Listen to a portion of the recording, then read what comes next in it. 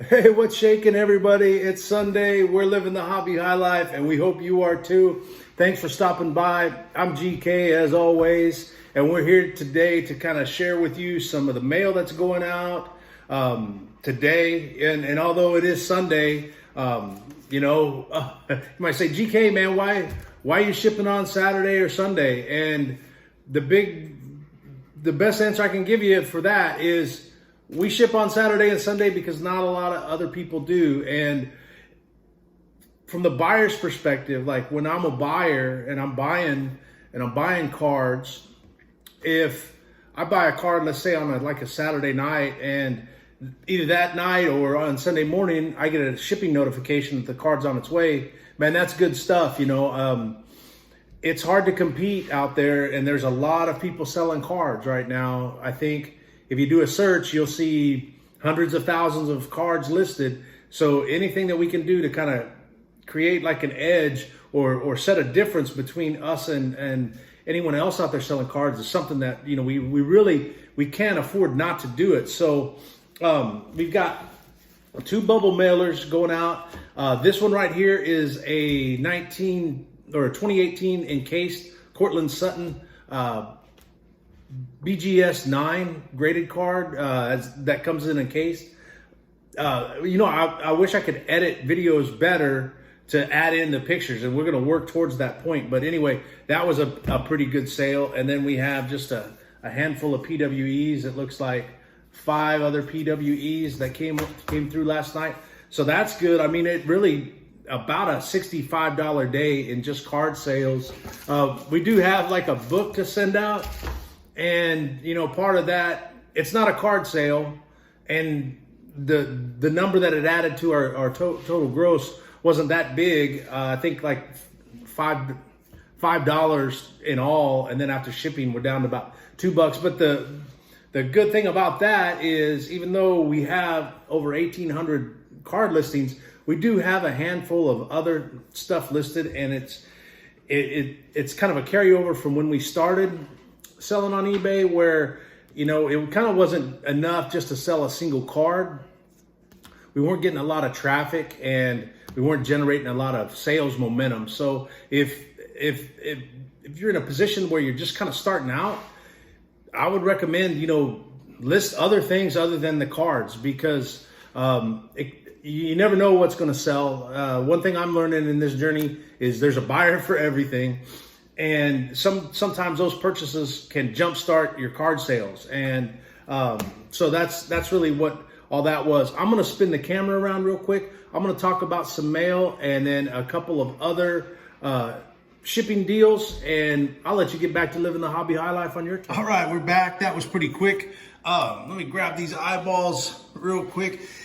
And so here's the deal. What you might see here is like a postal notice and 15 cents. And I'll kind of explain what's going on with this. Yesterday we got some PWE shipments in. So we got about 4 PWEs that came in. And also included in this was this carrier statement. And it's a following statement required for each of the items indicated that I've got to pay extra money. So it says balance due to the carrier 15 cents. Now, to kind of let me sort this a little bit to keep the names and addresses protected. Okay, we'll see the one that says, man, all right, geez, GK, get your stuff together. So if you'll see, in previous episodes we had talked about paid or stamp postage and filling out the PIN address, and stamp postage versus prepaid printed postage. Okay, so we use the prepaid printed postage. That's what we're using now. We didn't always use prepaid. We did this for a while, and even when we made the switch to prepaid, we ran into some problems. But you can see that this one here, coming from Greensboro, North Carolina, postage due 15 cents. So now I've got to put 15 cents in this envelope and leave it for my postman. And one of the problems, like what we had talked about, was the weight and the thickness. Now, this profile is under 1/8 inch thick. I don't know, it doesn't feel like over an ounce. I could put it on the scale real quick and check it out.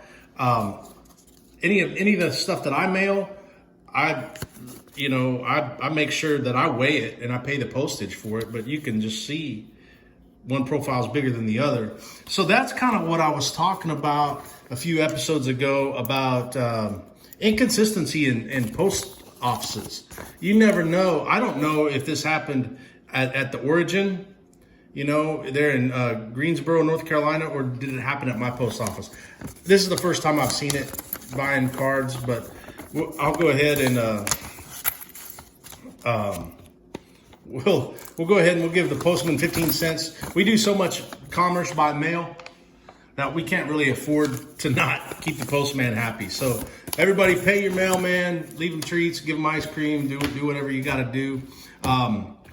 So some of the outgoing mail today, we had everything in the envelopes was yesterday's sales. And we also had these cards come through. Had a Wes Welker National Treasures numbered out of 47 out of 99. All right, sorry for breaking the action. The call came through. I didn't really know how to deal with that, so we just let it ring. But anyway, here's a Wes Welker National Treasures base card from 2013. That sold. We have a John Lynch Upper Deck and an Elvis Dumerville rookie card from 2006.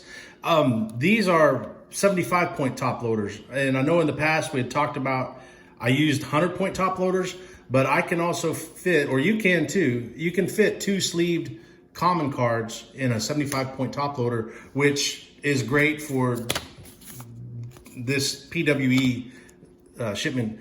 Colts fan stopped in, picked up a 2018 Prism Nyheim Hines rookie card. It's the base, not the silver. And they also picked up a Nyheim Hines 2019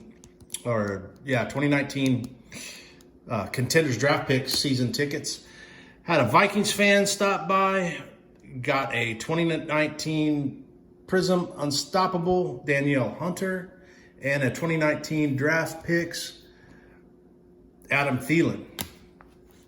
Contenders Draft Picks. And then we had a Patrick Mahomes sell this morning before we started doing the video, and it's a Prestige from 2019. This is part of a Mahomes lot that we bought. I think it was like a 6-card lot. We bought for $12 on Twitter through On Replin.